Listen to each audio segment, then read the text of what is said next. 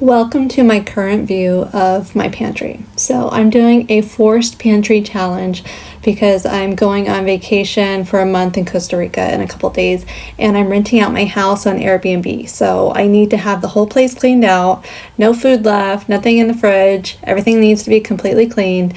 So I'm eating through everything here in my pantry, and this is what's almost left. I'm eating beans, all the staple foods. We follow an ingredient household, so everything is pretty much, you gotta make it, turn it into a dish. This is what's left. So what is a pantry challenge? It's when you challenge yourself to eat everything in your pantry. You know, when you go and buy things and you kind of just end up with probably random bits left, or you buy things and you never even touch it. We spend a lot of money on things that we probably don't eat eventually.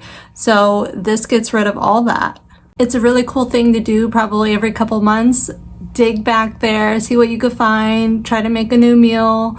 You know, if it's the best or not the best, at least you didn't waste food, and you probably saved a few dollars on a meal that you didn't have to go out shopping to get.